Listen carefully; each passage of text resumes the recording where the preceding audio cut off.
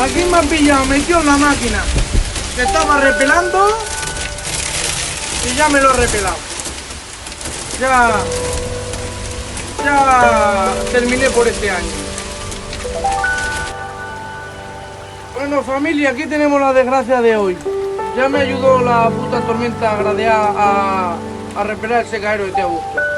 Mirad cómo se le ha quedado, me cago en Dios.